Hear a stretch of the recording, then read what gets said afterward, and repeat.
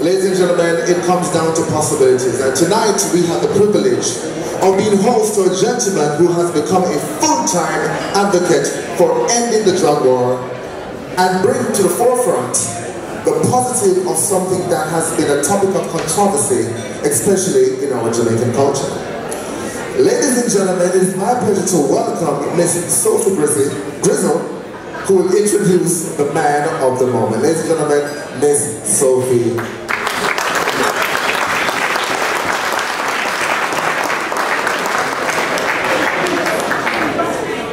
Good evening, ladies and gentlemen. I've also been asked by Ethan to make this very quick. I don't think he wants me to give away any of his tricks. So Ethan Avram Nadelmann was born in 1957 in New York City. His father was a rabbi and he was raised in New York until he attended Harvard University in 1977. Where he earned his BA, JD, and PhD degrees. He then went on to the London School of Economics, where he did a master's degree in international relations. In 1987, he became a professor, leading advocate, criminologist, and political scientist at Princeton University's Woodrow Wilson School of International and Public Affairs. While at Princeton, he lectured and wrote extensively on drug policy, attracting considerable attention with his articles in such periodicals as Science and Foreign Affairs. In '94, Ethan left his teaching position at Princeton University to become a full-time advocate for ending the drug war. With the philanthropic support of George Soros, he founded the Drug Policy Alliance, a New York-based non-profit organization.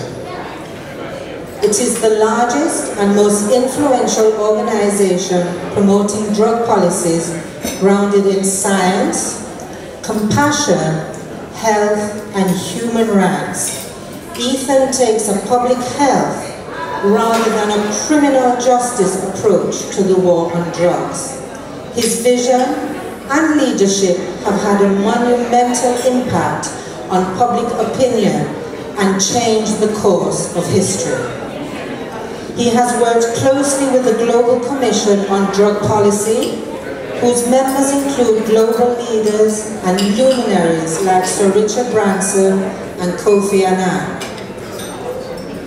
He's worked hard to break the taboo on public discussion of non-prohibitionist drug policies.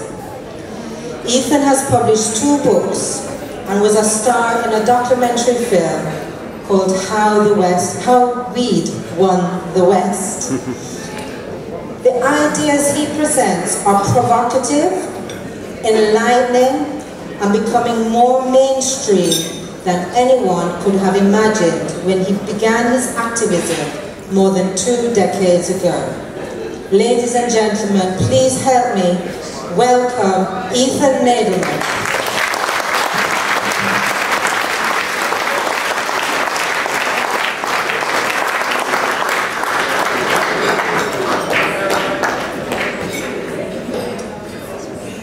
Okay.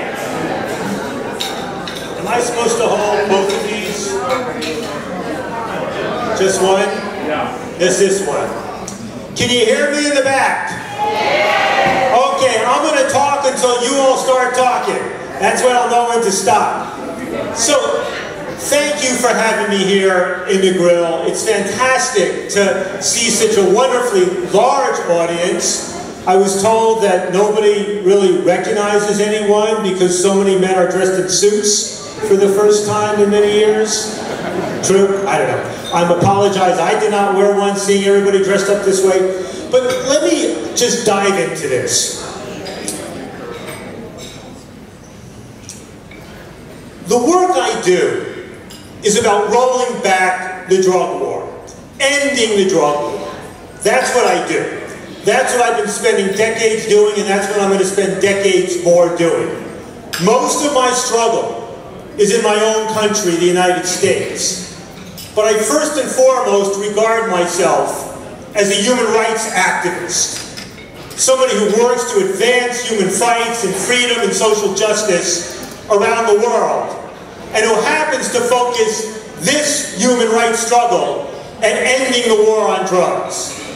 This global war on drugs, not just with ganja, but across the board, that has devastated countries around the world, the violence in Mexico and Colombia, and West Africa, Afghanistan, and my own country as well.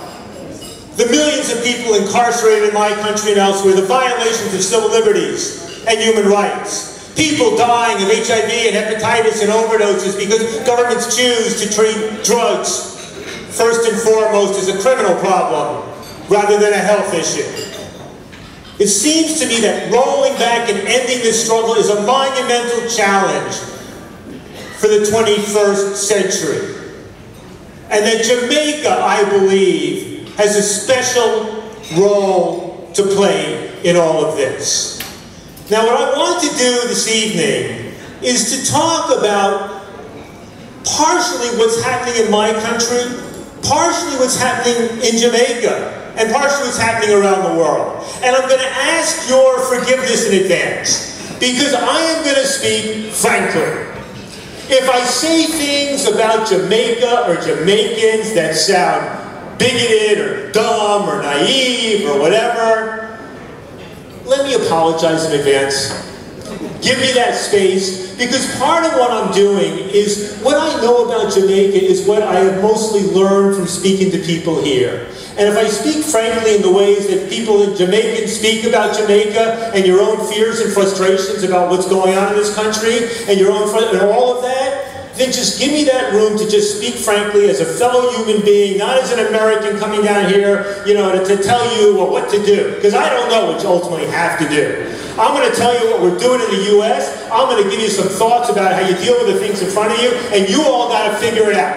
I'm going to tell you what it might look like, and I'm going to tell you the issues you might have to worry about. But it's up to you to move this thing forward. I think, well, let me just start this. How many people in this room believe that we should end the criminalization of ganja and legalize it? Just raise your hands, please. How many of you, put your hands down, how many of you think we should not do that? Raise your hands. How many of you are not sure? Raise your hands. How many of you don't want to say what you think? Raise your hands. Okay. So I have some sense of this. Now,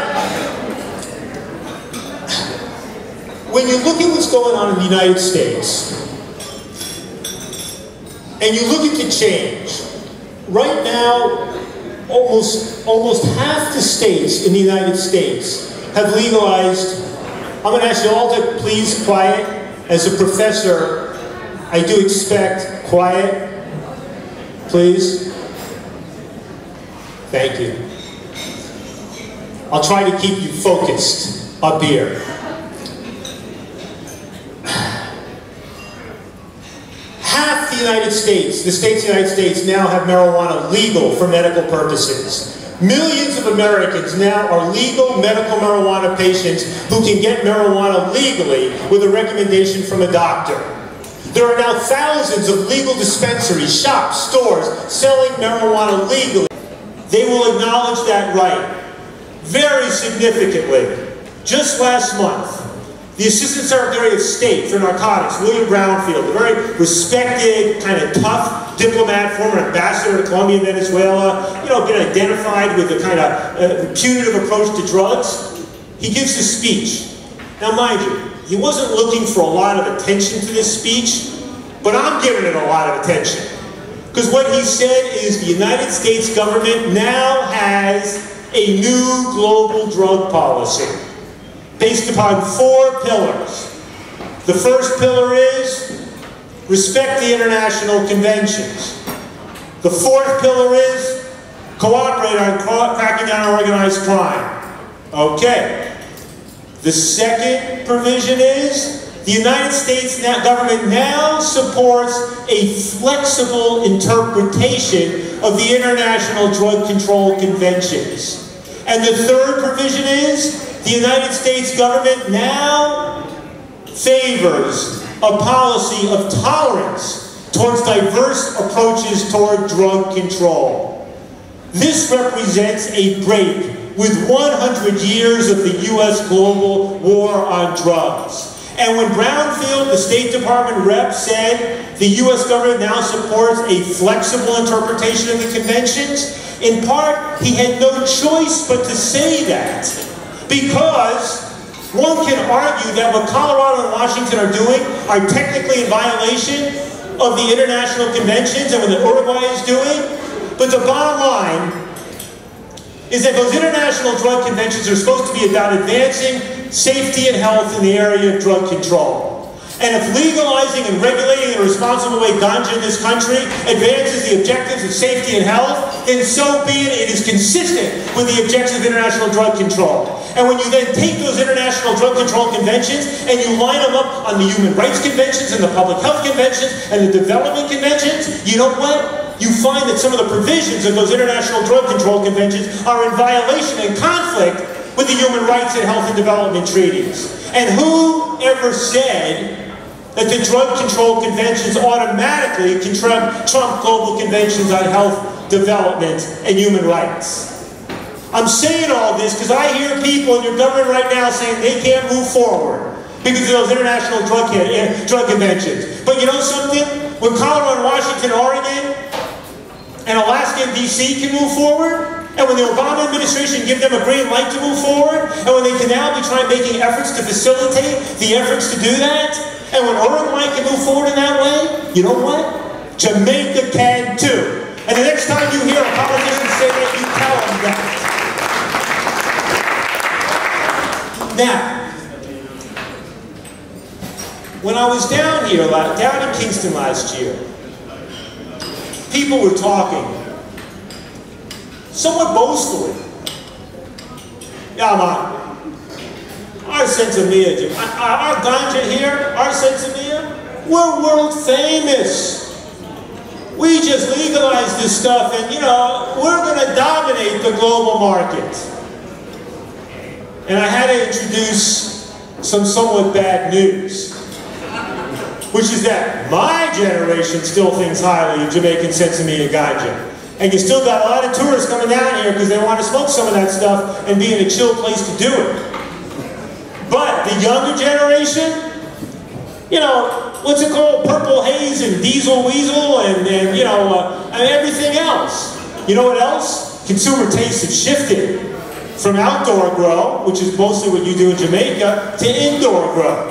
To stuff with all these nice little crystals and buds and all this coating and different smell. And the world of ganja reform has moved forward rapidly. You know what I said? If you guys in Jamaica don't get your act together soon, you're going to be importing ganja from America.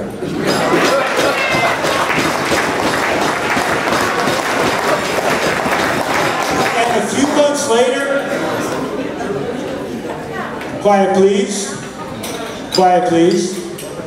A few months later, Sir Richard Branson had a little meeting of Caribbean leaders on his island, Mosquito Island in the Caribbean, mostly about climate change and all that, but he took the second afternoon to focus on the issue of ending the drug war. And there were ministers, prime ministers, business leaders, chamber of commerce people from around the Caribbean. You know? And I basically gave them the same message. You know, the Prime Minister of St. Vincent Grenadine, Ralph Gonzalez, was trying to move this forward. But it's better start moving. It better start moving because the world could pass Jamaica behind. You know, there's now a bill that people have introduced. There's bipartisan support down in Kingston for a bill to decriminalize marijuana and allow it on medical and religious. But it seems to me that it's moving forward on what people call Jamaica time. You take two, you know, at some point, Jamaica time becomes Anna time. You want this to happen, it's got to happen now, it's got to move forward. I know that American nations in the Caribbean are not used to providing regional or global leadership, but it's got to move forward quickly, and it's got to move forward with collective action in this country if something's going to happen. Because I kid you not, let me tell you about the United States right now. I used to not pay attention to the marijuana industry. I'm in this for civil liberties and civil rights. That's what drives me. Good public policy, that's what I'm looking at. I'm not interested in the industry and the potential and all that. I'm interested, but it's not what drives me, right? A few weeks ago, I went to speak to a marijuana industry conference in Las Vegas. There were 3,000 people there. 3,000 people. There was an exhibit hall about 8 times the size of this dining room. There were people now, an industry that is now paying hundreds of millions of dollars in tax revenue, with tax revenue being dedicated for school construction and drug education and law enforcement and things like that. I'm getting calls now from Republican lobbyists and Republican businessmen who always were anti-marijuana, anti-marijuana, anti-marijuana, and also, oh, wait, there might be some money in this? And, you know, I think we got a model here. I mean, you know, the casinos have done stuff, and I mean, can we, like, you know, and you know what's happening is you got conservative and religious business people and corporations. I find out that it's one of these major food corporations that, like, inspects the quality of food and does certification. They're now spending money to see what role they're going to play with ganja-infused food products, right? I mean, there is now an industry growing. It's not just the ganja. It's the ways you consume it. It's the vaporizer devices. It's the insurance. It's the transport. It's the banking. It's the expertise. It is all of this whole huge industry that is emerging above ground in the United States with this incredible entrepreneurial power and entrepreneurship that I know also exists in Jamaica. Right? You know what else is happening? These conservative business people who were always anti-marijuana, and now also the dollars are making them go, hey, well, maybe we should get into this. Once they start looking at the financial opportunities of marijuana, then all of a sudden they start scratching their head and going, why was I against this stuff again? I mean, I know I don't want my kid waking and baking, but I mean, why was I about keeping it illegal? What was that about? And maybe I should try it. There's a rethinking going on, and then they start to pay attention to the extraordinary medical value of marijuana and the growing amount of research around the world, and scientists who have no interest in the politics of this stuff saying that cannabis, the plant cannabis and its ingredients could be the most, in fact, it's emerging as the most exciting area of neuroscientific research today into the brain and its relationship to the cannabinoid system in the body. And then they're realizing, well, wait a second, I mean, in so many respects, marijuana is less dangerous than alcohol. I mean, there's almost no domestic violence associated with it. You don't have the problems of sexual violence associated with marijuana. You know, driving under the influence, not a good idea, but nothing compared to alcohol. Right? The study just came out. Over the last few months, a whole series of academic scientific studies have come out. Interestingly, they show, please keep it down. Interestingly, they show that in the states that have made marijuana more legally available for medical other purposes, reports of domestic violence are down. Auto accidents are down. And the theory is it's because people are substituting marijuana for alcohol. And remarkably, in the states with the most robust medical marijuana programs, the number of people dying from an overdose involving a pharmaceutical opiate or heroin is down by 30%. Because it turns out that for many people, marijuana can be a more effective substance to deal with pain than is opiates. Or, if you still need to use opiates, you can reduce your consumption of opiates significantly by using ganja because of the synergistic effect between the two of them. I'm not just making this stuff up. I mean, this is the scientific studies coming out. I mean, for those of you who talk about, you know, ganja is it's just our plant. It's our native thing, right? We don't call it a drug. The fact of the matter is, ganja is truly an amazing, amazing plant and substance. The Lancet, the British Medical Journal, said that marijuana could well emerge as the aspirin of the 21st century. And by that, they didn't mean that it was good for headaches. By that, they meant it would have a remarkable number of valuable medical purposes at a remarkably low cost. So, let me come down to Jamaica now. Shh.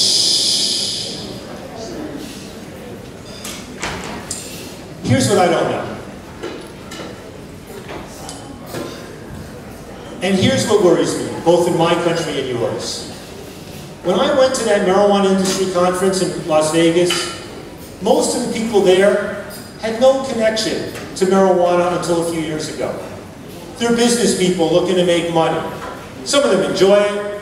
Very few of them were involved in the struggle. And as time moves on, this marijuana industry in America is going to be more and more divorced from the people who care about marijuana for health reasons, spiritual reasons, personal reasons, and from the movement, the political movement that drove the legalization in the first place. I'm already worrying about what's going to happen to the small family farmers in Humboldt and Mendocino and other places when we move forward to try to legalize it in California in 2016. I'm worrying about what's going to happen when more and more this becomes a big industry, because I am not fighting for the Marlboroization or Budweiserization of marijuana. That's not what I'm fighting for. I'm looking for the models about how we do this in the right way so that when ganja eventually does become legalized, that we don't look back on the good old days of prohibition. Because God knows the good old days of drug prohibition are not that good. At best they'll look good in hindsight, but they are not good for the millions of people in my country and the hundreds of thousands of people in your country who have suffered arrest for marijuana. You know, they are not good for what happened to Mario Dean just a few months ago in Kingston. You know, when somebody lands up in a police station, doesn't ever come out alive for one reason or another, and the reason he landed up in that station was because of ganja. It is not good for all the young people getting a criminal record. It is not good for the people who have broken their crops eradicated by with U.S.-funded, excursions and such. It is not good when disputes in the ganja business are resolved through violence. It is not good when a society engages in hypocrisy around this issue of ganja. Intergenerational hypocrisy, political hypocrisy, and every other form of hypocrisy. It means that there are all sorts of good reasons to end prohibition of ganja entirely and put it behind us. But the important thing is to do it right. When Ross Ivy, stands up here and says we need to do this in a way and make this legal in a way that respects the rights of people who have been engaged with ganja for decades, that's what needs to happen. When the growers drive across the country from St. Thomas to be here because they're concerned about building a growing movement of the ganja growers so they can exercise some political influence, that's a positive sign. When you, the Negril Chamber of Commerce, invite me to speak and show up in such wonderful numbers, I hope it means because the Negril Chamber of Commerce wants to find out the positive solutions, the way to do with this stuff. But I see, listen, the market force is extraordinary. The role of business in my country and globally is an enormous force. It can roll over things. The element of greed and desire to grow and get bigger and bigger and bigger, I don't know exactly how to fight it. But I know that there are models out there. I know that when we look at the vineyards, in many parts of the world with family orchards and things like that, and thousands, tens of hundreds of thousands of people running their family, that the idea of having cannabis vineyards, ganja yards, is something that might make sense. I look at the growth of the microbrewery industry in my country, and I say perhaps there's a model. I look at other cooperative models happening with other products around Latin America and other parts of the world, and I say there's a model. Here's where Jamaica can provide real leadership. It's in coming up with the models that respect the rights of those people who have been involved with ganja for decades, and of doing it in a way that is also responsible vis-a-vis young people in our society, responsible in terms of keeping people safe.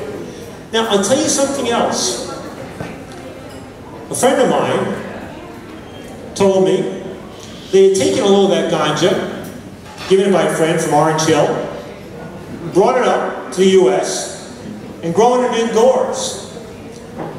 And he said, that Orange Hill ganja, when you produce it indoors, it's damn good. Damn good. This stuff can compete. This stuff can compete. Right? You got something good here. But I'm going to tell you something else. It's not just about the quality of the ganja. You guys got some good shit here, I know. when people want to understand drugs, it's not just about, when you understand the effect of a drug, it's not just about the drug and what's in it. It's also, there was an expression called drug set and setting. Set is what you think that drug is going to do to you. Setting is the environment and the culture. If you ask why alcohol consumption in Scandinavia and Russia and the parts of the sort of northern hemisphere look radically different from alcohol consumption in southern Europe, which in turn looks radically different from alcohol consumption on Native American reservations, which in turn looks radically different from alcohol consumption on Native American reservations, which are members of the Native American church that use peyote in their ceremonies, which is radically different. You know, you realize, same drug, radically different impacts, right? Now, Jamaica has something special, and Negril has something extra special, extra special. What people get here is not just a feeling of ease when they use their ganja on vacation and when judges and lawyers and businessmen, everybody feels you can come to Negril and it's chill. And you can do stuff here in a relaxed way, maybe even sitting outside that you can't do back home, depending upon where you live in the U.S.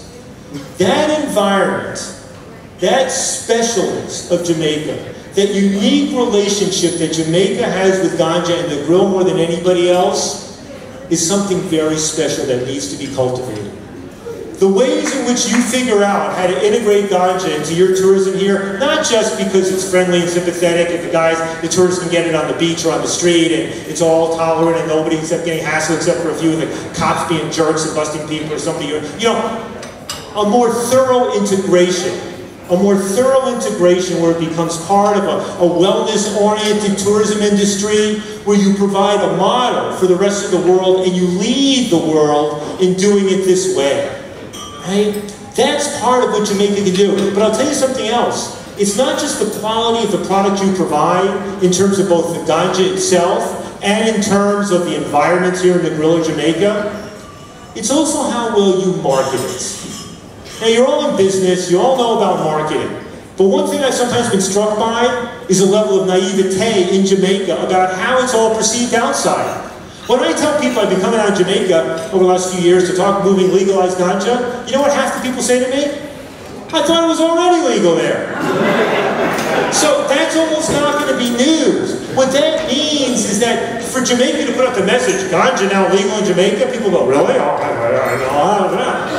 I mean, what it means is that you're promoting something else. The safe environment, the healthy environment, the place, the atmosphere, there's something special about this. It means that when you think your Jamaican Sesame is going to sell itself, you can understand that there's a new form of marketing that needs to go on here, and there needs to be sophisticated thinking about how Jamaica does that. I'll tell you something else. When you eventually move forward, not just with decriminalizing marijuana, allowing the religious and medical use, but when you move forward with setting up a system to legally tax and regulate it, you know what you're going to have to stick in that law? You're going to have to increase penalties on the export of ganja to the U.S. and other countries. Because part of the deal with the U.S. is, okay, you can legalize it here, but we don't want to see any increase in exports to our country, even if Colorado, Washington, Oregon, Alaska are all growing in other countries, blah, blah, blah. Because under federal law, it is still illegal. That's going to be part of the quid pro quo.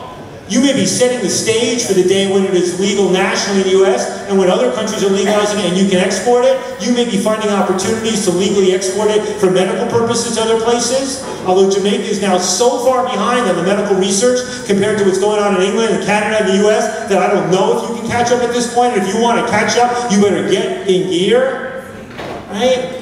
But it means that that's the deal that has to happen.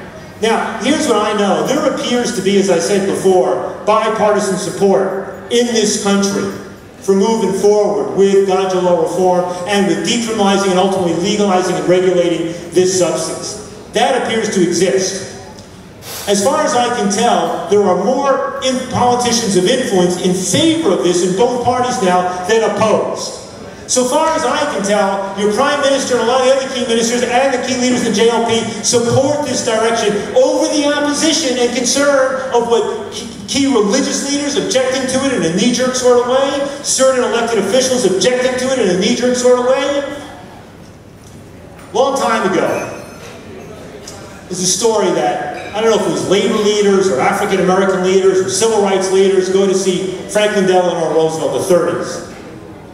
And they're saying to him, Mr. President, we want you to move forward on our agenda. Come on, you said you would. We're going to move forward on labor rights, civil rights, whatever it was.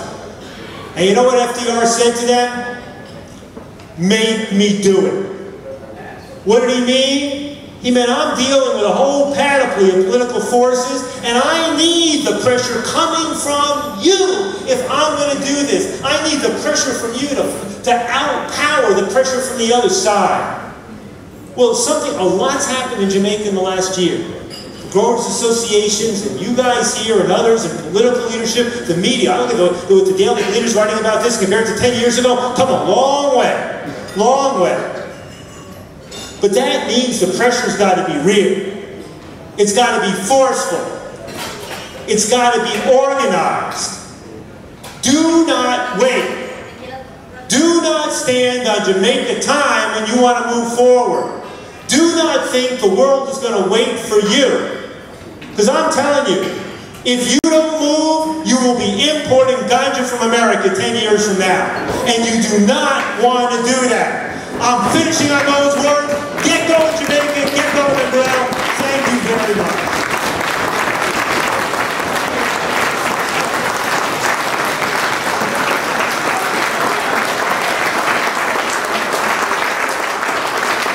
Amen. Thank you so much. Thank you so much. Ladies and gentlemen, I always say, when there is something good, when we have something good, we must let it be known. Ladies and gentlemen, I've heard that Orange Hill is known for good stuff, and you know, you can come here. So ladies and gentlemen, we cannot import something that is so special to us. We have it. We can make the best of it. Ladies and gentlemen, I've seen it on many occasions that if we were to legalize a great product, not just for medicinal purposes, but it would reduce harassment on the beach. It would allow a comfortable movement of people around the Negril, not worrying about the authorities on our backs. Ladies and gentlemen, we have great things coming. And with what you have presented today, we hope that as business people in Negril, we take this into consideration. Let's move forward and take Negril back to how it should be. Ladies and gentlemen, thank you so much. A round of applause, ladies and gentlemen, for a wonderful presentation. Instead of taking questions from you all now, I will stay as long as you want here to answer your questions. I brought some booklets with me, the booklets that we hand out with the California Parents Teachers Association about how to address the issue of adolescence and drugs. So any way that my organization, the Drug Policy Alliance, can help, I'm very proud. My colleague here, Malek Burnett, who was born in Jamaica, grew up in the U.S., and led the effort for decriminalization in D.C. We will do everything we can to help advance the process. Thank you very much.